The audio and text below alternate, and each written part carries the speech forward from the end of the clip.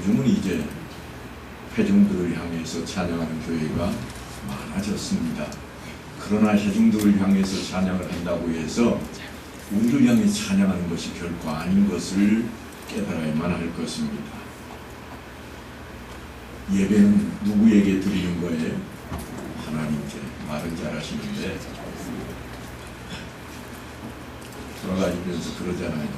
목사님 오늘 설교는 별로야. 은혜가 안 됐어. 그럼 예배를 누구를 위해서 지금 하고 있는 거예요? 나를 위해서. 내가 은혜가 되면 예배 잘 드렸고 내가 은혜가 안 되면 예배를 망쳤다는 생각을 하는 거예요. 그래서 목사가 설교하면 죽을 쏘았느니 말았느니 하는 얘기까지 등장을 하게 됩니다. 그러나 우리 마음을 좀 바꿔야 되겠습니다. 이제는 오직 하나님께 드리는 예배, 그 예배에 집중하는 시간이 되어서 말씀을 들을 때에도 우리가 하나님의 말씀으로 대할 수 있어야만 된다고 하는 것입니다. 여성들이 소녀의 티를 벗게 되면 예뻐지기 시작합니다. 예뻐지면 우리가 흔히 하는 말이 있습니다. 어머 예뻐졌네. 너 요즘 무슨 좋은 일이 있구나. 그러잖아요. 그러면 하는 말이 곧 결혼해요. 결혼한다는 말을 들으면은 우리가 늘 축하를 합니다. 그래 정말 좋겠다. 근데 신랑은 누구야? 뭐하는 사람이야? 잘생겼어? 어디 살아? 끝이 없습니다. 대답할 겨를도 안 주는 거예요. 대답하는 이야기를 가만히 들어보면 오늘은 색다른 이야기가 좀 등장합니다. 인물은 좀 그런가 봐. 아직 한 번도 얼굴은 못 봤어. 하지만 굉장히 훌륭하고 좋은 분이래. 그보다 시아버지 되실 분이 엄청 유명하셔. 또 그분 땅을 안 밟고 지나가는 사람이 없대. 얼굴도 안 보고 결혼한다고? 미쳤다. 지금이 무슨 조선시대야? 하기사 얼굴을 보고 결혼하는 건 아니지. 앞뒤가 좀 안 맞긴 합니다만 그런 이야기를 우리가 많이 하잖아요. 그리고 난 뒤에 이렇게 이야기합니다. 그래 시아버지가 얼마나 부자래? 조금 전에 부자라는 얘기를 들었잖아요. 그래서 들려오는 대답이 이겁니다. 아들 용돈으로 우리나라 몇백 개는 사고도 남을 정도로 주는 인물이래. 뭐야 농담이지? 아니야 진짜야. 신랑이 누군데? 말해봐. 신랑 이름이 뭐야? 예수님. 시아버지가 누구예요? 하나님이시군요. 그럼 반응이 어떠겠어요? 뭐라고? 그래서 웃자고 하는 이야기가 아닙니다. 성경에 나오는 말씀을 좀 우리식으로 각색을 좀 해본 거예요. 태초에 하나님이 천지를 창조하시니라.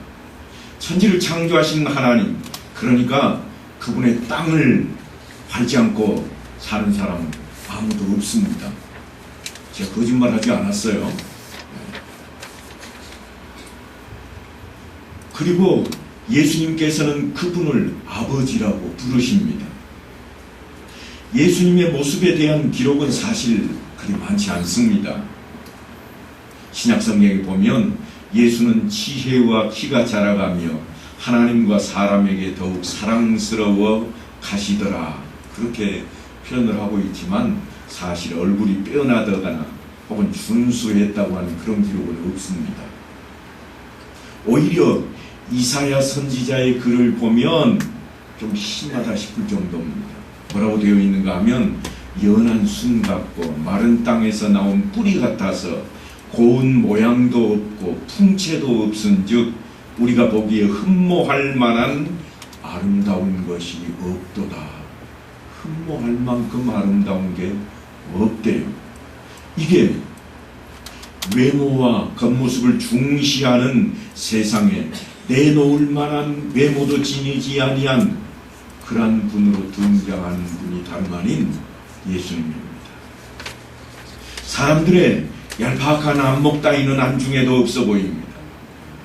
그 예수님의 프로포즈, 오늘은 그 이야기를 좀 하고 싶습니다. 예수님 당시의 결혼 제도는 어떠했을까요? 청춘 남녀라고 무조건 결혼하지는 않습니다. 집신도 짝이 있다고 아무하거나 결혼하고 싶어 하지도 않습니다. 자기 마음에 쏙 들어야 합니다. 쉽게 말해서 눈에 콩깍지가 실어야 됩니다. 우리나라하고는 조금 결혼 그 방식이 다릅니다. 그래서 우리가 가지고 있는 개념들을 좀 깨뜨려 놓아야 성경에 기록되어 있는 결혼의 풍습에 대한 이야기가 우리에게 들어올 수 있을 겁니다. 어느 날 한 청년이 자기 마음에 쏙 드는 처녀를 만나게 되면 어느 대 교수인지 확인을 하고 처녀의 아버지를 찾아갑니다. 처녀의 아버지를 찾아가는 이유가 딱 하나입니다. 그게 뭐냐면 정혼자가 있는지 반드시 확인을 해야 되기 때문입니다. 우리는 어려서 아이들 때 부모가 정혼을 하는 경우가 종종 있어 왔습니다. 그러나 이 정혼은 파기돼도 문제가 되지 않습니다. 하지만 이스라엘에서 정혼은 다릅니다. 우리나라 약혼보다도 훨씬 더 강합니다. 오히려 그들의 약혼은 우리나라에서 그냥 깨뜨리는 정혼처럼 느껴질 정도입니다. 이 확인 절차는 때로 지창금 요구되기도 합니다. 총각이 이제 처녀의 아버지를 찾아가서 정혼자가 있습니까? 하고 물어보면 그 아버지가 하는 말이 그래 뭐 들고 오는데 얼마 낼 거야? 이런 식으로 이제 협상을 하기 시작한다고 하는 겁니다. 우리하고는 좀 다릅니다. 그렇게 해서 허락받는 것을 뭐라고 그러는가 하면 약혼이라 그럽니다. 우리의 약혼식은 양가가 다 모이고 신랑 신부 될 사람이 다 같이 앉아서 언약식을 하잖아요. 이들의 약혼식은 그게 아닙니다. 누가 약혼을 하는가 하면 신부의 아버지하고 신랑 될 사람하고 둘이 약혼을 하는 거예요. 그러니까 우리하고 많이 다르죠. 약혼을 그렇게 하고 난 뒤에 이제 그 다음 단계로 들어섭니다. 물론 이스라엘 땅에도 부모들끼리 하는 약혼이 있습니다. 신랑 될 사람 빼고 부모 될 사람끼리 미리 아이들이 어렸을 때 우리 나중에 결혼시켜 줍시다. 이거를 우리는 정혼이라고 하지만 이 사람들은 그것도 약혼이라고 그럽니다. 그런데요, 약혼이 성립되고 그리고 남자가 결혼할 나이가 되면 그때 하는 예식이 있는데 그게 뭔가 하면 정혼식입니다. 정혼식에 있어서 가장 중요한 일이 있습니다. 그게 뭔가 하면 언약식이라는 겁니다. 이 언약식에 등장하는 것이 뭔가 하면 포도주입니다. 혼인잔치 때 등장하는 포도주는 많이 들어보셨죠? 혼인잔치 때의 포도주는 누가 마시는가 하면 하객들이 증인으로 마시는 겁니다. 두 사람이 혼인했다. 그 언약의 증표로 하객들이 마시는 게 결혼식장에서 마시는 포도주입니다. 그런데 언약식, 다시 말해서 정혼식 때에는 누가 이 포도주를 마시는가 하면 신랑 될 사람이 신부 될 사람에게 포도주 잔을 딱 건넵니다. 그 잔을 받아 마시면 신부가 청혼을 받아들이는 겁니다. 안 마시면요, 깨지는 거예요. 정혼하지 않으면 결혼을 하지 않습니다. 약혼을 했지만 그냥 파기되버립니다. 그러니까 포도주가 얼마나 중요했던 것인지 실감을 좀 하실 수 있으시겠죠? 우리들이 흔히 말하는 프로포즈라고 하는 말이 거기에서 나옵니다. 포도주 잔을 비웠다, 그런 의미입니다. 누가 비웠어요? 신부 될 사람. 언약을 하는 거예요. 내가 당신을 남편으로 앞으로 섬기겠습니다. 내 아내로 이제는 맞이하게 되었다고 하는 언약이 포도주잔에 있습니다. 그런데 더 놀라운 건 이들의 이 정혼은 결혼하고 동일한 그러한 법적인 효력까지도 가지고 있습니다. 그래서 결혼식은 아직 하지 않았지만, 그래서 한 집에 살고 있지는 않지만 결혼한 사람하고 똑같은 생활을 합니다. 아내와 남편이 되는 겁니다. 우리 성경에도 그런 대목이 좀 있죠. 누가 등장을 하죠? 요셉과 마리아. 정혼을 했지만 둘이 함께 살고 있지 않지만 남편과 아내로 등장을 합니다. 지금 그런 대목입니다. 약혼은 파혼이 가능하지만 정혼을 깨뜨리면 파혼이 아닌 이혼이 됩니다. 이혼 증서를 써줘야 됩니다. 언약을 했기 때문입니다. 그래서 이들에게 정혼 기간은 아주 중요합니다. 이렇게 결혼 허락을 받은 신랑은 고향으로 돌아가서 뭘 하는가 하면 둘이 살 집을 마련합니다. 거처를 마련하러 가는 거예요. 그래서 1년쯤 뒤에는 다시 신부가 사는 집으로 돌아와서 그곳에서 결혼식을 하고 거처로 신부를 데리고 가면 이제 새로운 가정이 시작이 되는 겁니다. 그것이 바로 혼인잔치입니다. 그런데 이 혼인잔치가 있기까지 신부는 무엇을 하고 있을까요? 포도주잔을 딱 비우는 순간 신부는 이제 내 남편이다 생각하고 뭘 하는가 하면 신부 수업을 시작하는 겁니다. 여전히 부모님을 도와 살아가지만 한 남자의 아내로서 지켜야 할 것들이 요구가 됩니다. 한 남자의 아내로서 살아간다는 것입니다. 다른 남자들에게 한눈 팔면 안 됩니다. 신약 성경에는 혼인과 언약에 대한 것을 비유로 말씀하시는 내용이 여러 차례 언급이 됩니다. 갈시아나 빌립보에서 주님께서 너희는 나를 누구라 하느냐 하시는 그 질문에 베드로가 주는 그리스도시요 살아계신 하나님의 아들이시니이다 하고 신앙 고백을 했습니다. 주님께서는 그 신앙 고백 위에 뭘 세우겠다고 약속하셨던가요? 교회를 세우겠다. 그렇게 약속을 하셨습니다.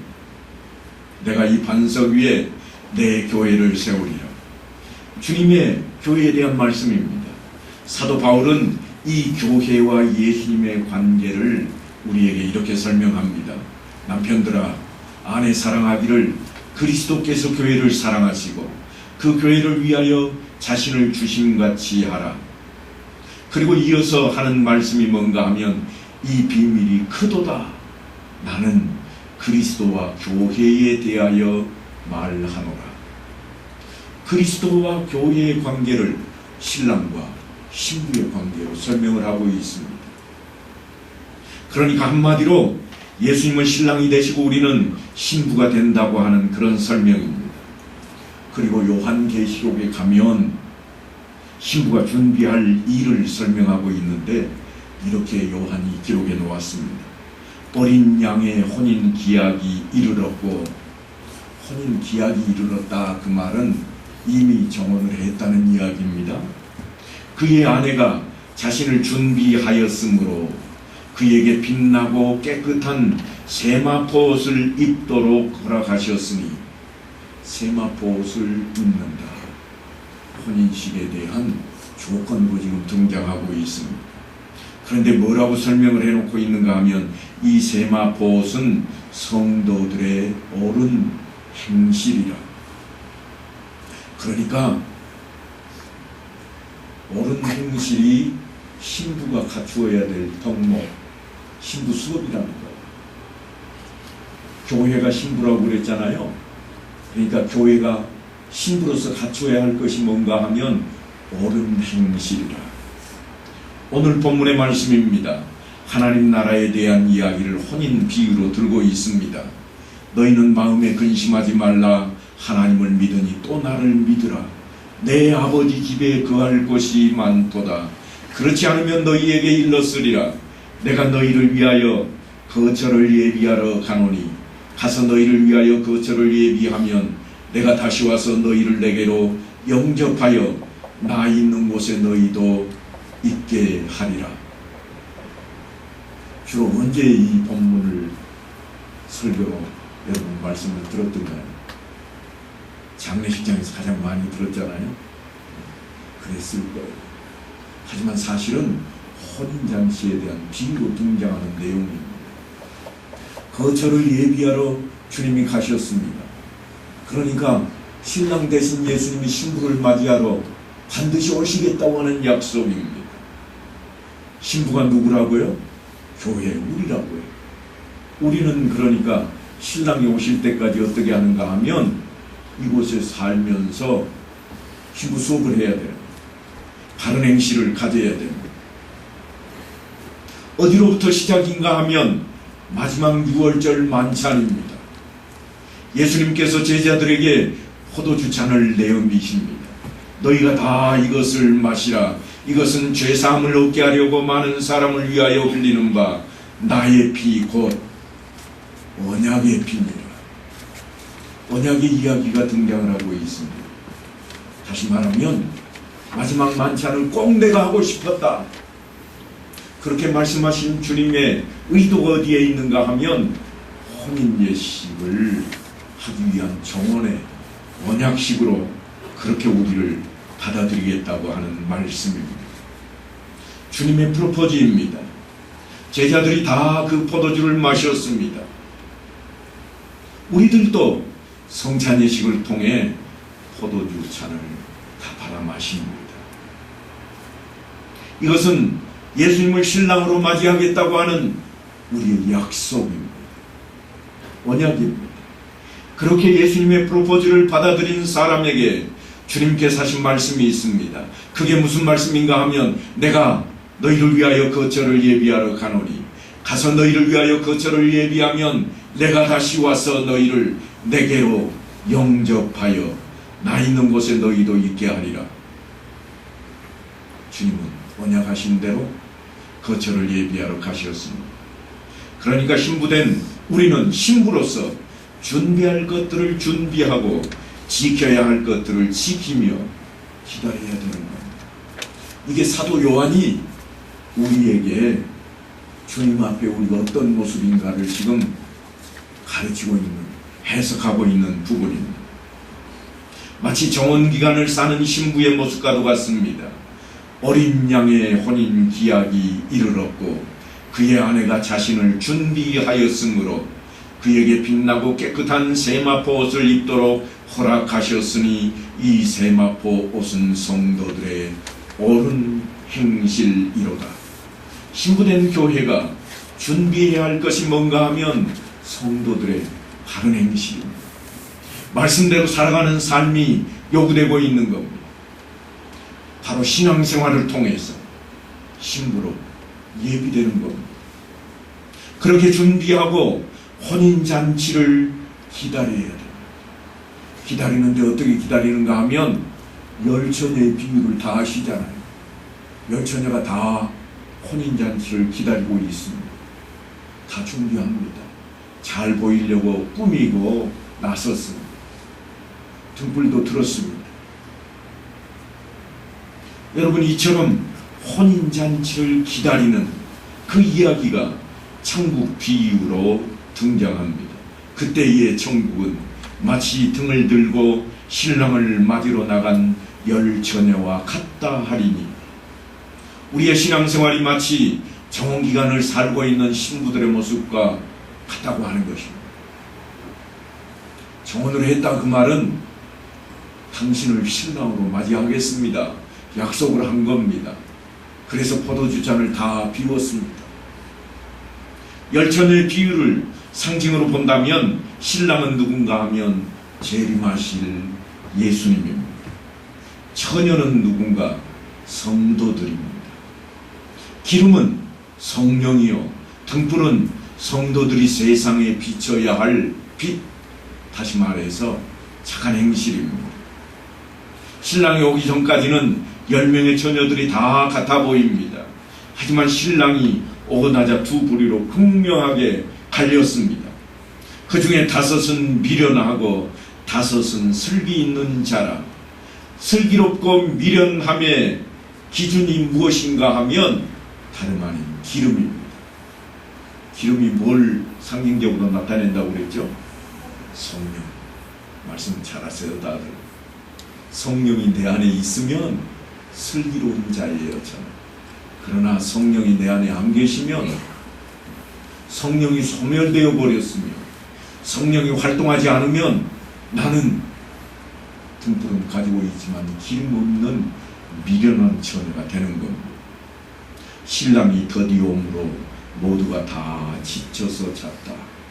신랑이 얼마나 더디온가 하면 2000년도 지났습니다. 정말 더디오고 계십니다. 아직도 안 오시잖아요. 이렇게 더디오시니까 다들 지쳐갑니다. 그런데 어느 때가 되면 순간적으로 보라 신랑이로다 맞으러 나오라 하는 음성이 들릴 겁니다. 그 소리에 깜짝 놀라 깨어날 겁니다. 그리고 등불을 준비합니다. 그런데 문제가 생겼습니다. 등불이 꺼져갑니다. 등불이 꺼진다는 것은 뭐가 떨어진다는 거예요? 기름이 떨어져간다. 그래서 미련한 자들이 슬기 있는 자들에게 우리 등불이 꺼져가니 너희 기름을 좀 나눠달라 그럽니다. 하지만 야속합니다. 우리와 너희가 쓰기에 다 부족할까 하노니 차라리 파는 자들에게 가서 너희 쓸 것을 사라. 그런데 이 기름을 준비하지 않은 이유가 무엇인지를 알면 우리가 신앙생활을 어떻게 해야 할지 금방 알 수 있습니다. 등불을 들고 있으면 내 모습이 잘 보일까요? 안 보일까요? 등불 들고 있는 사람이 가장 잘 보입니다. 왜냐하면 가까이 있으니까요. 그러니까 신랑한테 내 얼굴이 잘 보이려면 뭘 들어야 돼요? 등불을 들어야 돼요. 아무리 화장을 멋지게 했어도 불 꺼지면 캄캄해서 아무것도 안 보이는 거예요. 그래서 등불은 다 들고 있습니다. 열처녀가 다 들고 있습니다. 그런데 문제가 생깁니다. 예쁘게 치장한 내 모습이 어떻게든 잘 보여야 할 것인데 등불을 드는 것 정도는 할 수 있습니다. 하지만 기름까지 들고 있는 것은 좀 귀찮습니다. 기름 따로 들려고 하니까 좀 무겁잖아요. 귀찮아졌어요. 당장 필요한 것도 아닙니다. 이 등불이 기름이 다 떨어질 때까지는 괜찮은 거예요. 그래서 슬그머니 내려놓습니다. 우리식으로 표현하자면 적당히 하는 겁니다. 이것이 우리의 겉모습입니다. 우리는 이 겉모습에 속고 있습니다. 슬기로운 처녀나 미련한 처녀나 겉모습은 다르지 않습니다. 모두가 신랑을 기다리는 처녀들입니다. 다같이 곱게 차려입었고 연지원지 찍고 손에는 등불을 들었고 모두 신랑을 기다리고 있습니다. 겉보기에 다를 게 없습니다. 이처럼 겉모양이 똑같으니까 속을 수밖에 없습니다. 주일 성수예요? 나도 주일은 지켜요. 세례 받았어요? 나도 세례교인이에요. 너만 집사나 나도 집사다.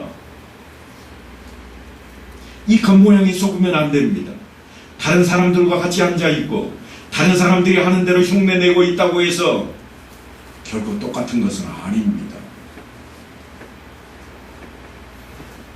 요즘 부쩍 새벽 기도의 시간에도 수요예배 시간에도 금요 기도의 시간에도 숫자가 줄어들어가고 있습니다. 왜냐하면 귀찮잖아요. 점점 귀찮아졌습니다. 피곤하고 바쁘고 그래서 귀찮습니다. 그래서 슬그머니 내려놓았습니다. 왜냐하면 그러지 않아도 주일 성수만 잘하면 된다고 여기기 때문입니다. 그런데 바로 그런 사람을 가리켜서 성경이 뭐라고 표현해 놓았는가 하면 미련한 사람이라. 겉보기에 그럴듯해도 일단 신랑이 오면 달라집니다. 겉으로 보기에는 모두 똑같은 등불처럼 보였는데 슬기로운 처녀들의 등에는 기름이 가득하고 미련한 처녀들의 등에는 기름이 떨어져 가고 있습니다. 겉모양은 같지만 속은 다릅니다. 사도 바울이 주님의 마음을 대변해 놓고 있습니다. 우리에게 바라는 모습일 겁니다. 겉사람은 후패하나 우리의 속은 날로 새롭도다. 흉내는 낼 수 있지만 흉내 내는 것으로 성공하고 미래를 약속받을 수는 없습니다. 찬송가는 몇 번만 부르면 따라 부를 수 있습니다. 새벽 기도에 몇 번 정도는 따라 나올 수도 있습니다. 10의 1조 한두 번 따라 할 수 있습니다. 흉내는 누구나 낼 수 있습니다. 그것이 문제가 아닙니다. 그 속이 문제입니다. 겉모습에 속으면 실패합니다. 하나님께서 늘 말씀하셨습니다. 사람은 외모를 보거니와 나 여호와는 중심을 보느니라. 중심이라는 단어가 한자로 표현되어 있습니다만 가운데 중자에 마음 심자, 마음 한 가운데를 하나님께서는 들여다보신다. 그런 표현입니다. 사람은 외모를 보지만 하나님은 사람의 마음을 보신다고 하는 거예요. 그러니까 여러분, 겉모습에 속으면 안 됩니다. 우리의 겉모습 번지를 합니다. 저는요, 제 겉모습이 누가 봐도 저를 보고 딱 부를 때 뭐라고 부르는가 하면 강 목사님 그래요. 목사잖아요. 목사면 어떨 것 같아요? 신앙이 좋을 것 같아요. 두말하면 잔소리지. 나쁘면 쫓아내버리지. 여기 놔둘 리가 없잖아요. 겉보기 그렇다는 거예요. 거기에 속을 수도 있습니다. 내가 장로요, 내가 안수집사요, 내가 권사요, 내가 집사라고 한들 그 겉모습에 속으면 문제가 생길 수 있습니다. 이것이 우리가 가장 주의해야 될 부분입니다. 깨어 있어야 될 부분입니다. 그 직분 때문에 우리는 더 나아져야 됩니다. 더 나아져야 돼요. 그렇지 않으면 문제가 되는 거예요. 그리고 다른 사람의 소유에 속으면 안 됩니다. 혹 내게는 기름이 좀 부족해도 다 같이 신랑을 기다리는 입장에 있으니 모자라면 나눠주겠지. 예수를 믿는 것은 사랑인데 그 사랑으로 나눠주겠지. 그러나 그 생각은 잘못된 겁니다. 그 상황은요, 사실 영적인 상황입니다. 우리 육적으로 드러나는 그런 사랑에 대한 이야기가 아니에요. 영적인 상황입니다. 영적인 상황이라 이 말은 영적인 전쟁이라 그런 표현입니다. 야속하고 서운해도 할 수 없습니다. 다른 사람의 기름에 속지 말아야 됩니다. 내 신앙으로 내가 구원을 받는 겁니다. 내가 잘하면 다른 사람 구원할 수 있는 길이 열리기도 합니다. 그러나 그가 믿지 않으면 그거 도당입니다. 본인의 신앙이 반드시 작용이 됩니다. 영적인 기름은, 다시 말해서 성령은 임대할 수도 없고 구워줄 수도 없고 양도할 수도 없습니다. 여러분, 계약을 종종 해보신 분들은 아실 거예요. 어떤 계약서에는 그런 게 기록이 됩니다. 양도할 수 없고 팔 수도 없고, 다시 말해서 넘길 수도 없다는 거예요. 우리의 신앙이 그러합니다. 다른 사람이 가지고 있는 그 기름을 믿고 있다가는 큰일이 납니다. 부부가 아무리 일심동체라 해도 죽을 때는 서로 각각입니다. 구원도 개별적입니다. 상급도 서로 다릅니다. 나는 나는 엄다교회 다니니까 거기에 속으시면 안 됩니다. 엄다교회가 자랑스럽고 유명하다고 할지라도 내가 그것 때문에 구원받는 것이 아닙니다. 마음의 예수를 믿고 보혈로 제 씻음을 받아야만 가능한 문제입니다. 대문에 우리 교회 교패 붙여놨다고 해서 구원이 저절로 굴러 들어오는 것이 아닙니다. 여러분, 교패를 왜 대문에 붙일까요? 혹시 아세요? 곰곰이 생각해 보시면 답이 있습니다. 유월절을 한번 떠올려 보십시오. 유월절에 뭘 했나요? 어린 양을 잡아서 그 피를 대문 문서주다 이로 발랐습니다. 그랬더니 뭐가 지나갔어요? 죽음이 지나갔습니다. 건너뛰었습니다. 그래서 교회 교패는 전부 어디에 붙여요? 대문에다 붙여요. 안방에다 붙이는 사람이 없습니다.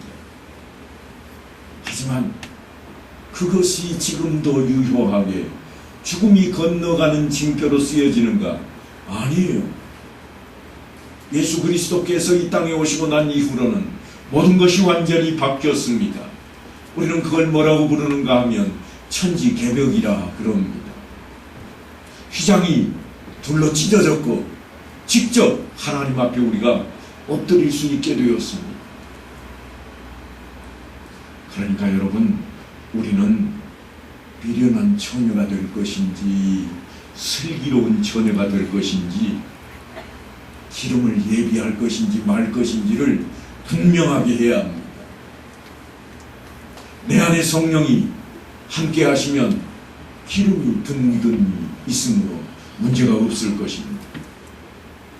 그런데 우리가 항상 문제가 되는 것이 또 하나 있습니다. 그게 뭔가 하면 과거의 업적입니다. 과거의 업적에 속아 넘어갑니다. 사람은 나이가 들수록 거기에 조심해야 됩니다. 신앙의 연륜이 깊어질수록 조심해야 될 문제입니다. 왜냐하면 지난 업적에 속아 넘어가기 쉽기 때문입니다. 내가 지금까지 얼마나 기도했고 내가 지금까지 얼마나 봉사했는데 그렇게 우리는 지난 일들에 기대기가 쉽습니다.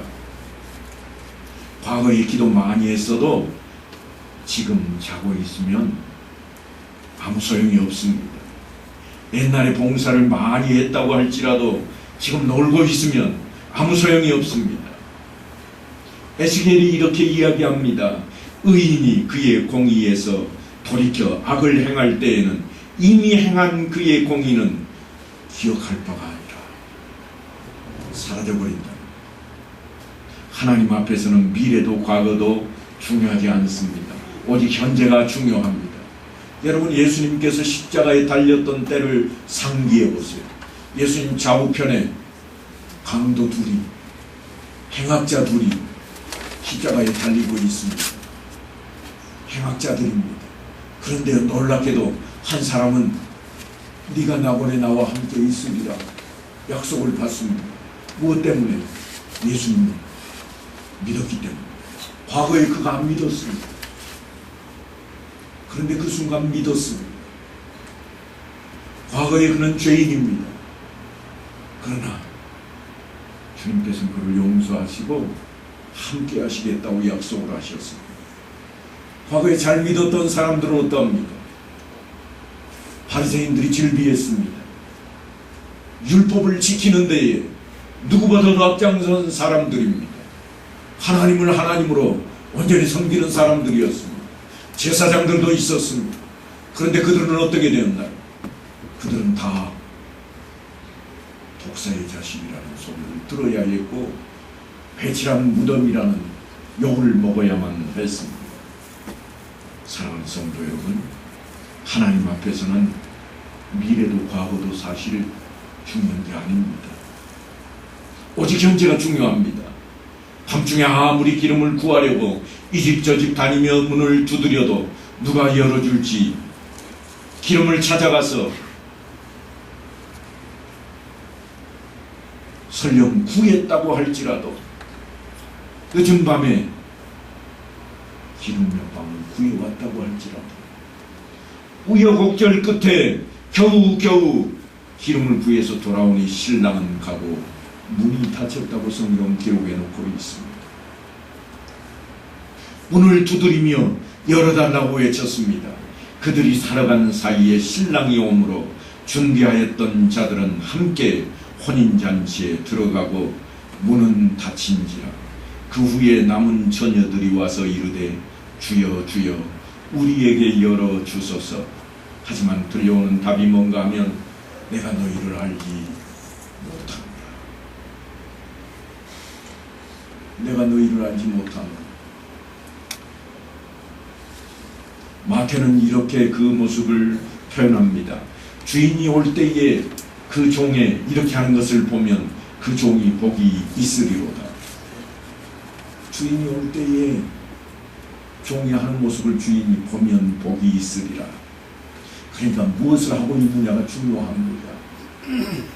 결국 5 처녀는 잔치 자리에 들어갔지만 미련한 5 처녀는 들어가지 못하고 대성통곡하고 말았습니다.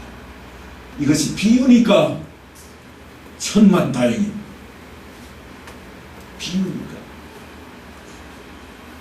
만약 비유가 아니라 여러분과 저에게 일어난 일이라면 어떻게 됩니까?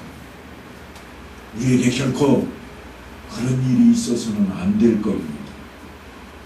그런즉 깨어있으라. 너희는 그날과 그때를 알지 못하느니라. 드디어 오시는 주님, 정말 드디어 오고 계십니다. 우리 세월로 따지니까 2000년도 넘어버렸습니다. 하나님의 시간으로는 순식간이겠지만 우리 시간으로는 버티기 힘들 정도로 지치고 나른해져 있습니다. 졸게 만들어 놓았습니다. 그래서 깨어있으라고 외치고 있는 겁니다. 사랑하는 성도 여러분, 항상 깨어있어야 됩니다. 속지 마십시오. 겉모습에 속지 말고 남의 기름에 속지 말고 지난 업적에도 속지 마시기를 바랍니다. 속고 나서 후회한들 아무 소용이 없습니다. 그런데 우리가 속지 않으려면 사실은 알아야 하고 알고 끝나면 안 됩니다. 준비도 해야 됩니다. 그리고 열심히 훈련을 해야 됩니다. 사랑하는 성도 여러분, 예수님의 프로포즈를 받으셨습니까? 여러분은 그 답으로 포도주잔을 비우셨나요? 그렇다면 내가 너희를 위하여 거처를 예비하러 가노니 가서 너희를 위하여 거처를 예비하면 내가 다시 와서 너희를 내게로 영접하여 나 있는 곳에 너희도 있게 하리라. 언약하신 대로 주님은 언젠가는 오셔서 신랑으로 우리를 힘으로 맞이하시고 예비하신 거처로 우리를 데려가실 겁니다. 사랑하는 성도 여러분, 우리는 그날을 기다리고 있습니다. 그것을 우리는 주님의 재림이라 그런 표현을 쓰고 있습니다. 그런데 우리에게 무슨 문제가 있습니까? 아니면 힘이 드십니까? 그렇다면 주님의 약속을 기억하시기를 바랍니다. 너희는 마음에 근심하지 말라. 하나님을 믿으니 또 나를 믿으라. 주를 믿는 것이 우리가 행해야 될 일입니다. 착한 행실로 드러날 것이 무엇인가 하면 믿음 안에서 드러내는 일들입니다. 이 말씀을 붙들고 정원 기간을 살았던 신부들처럼 신앙생활을 통해 주님의 사랑 안에 머무는 온 성도들이 다 되시길 간절히 축원합니다.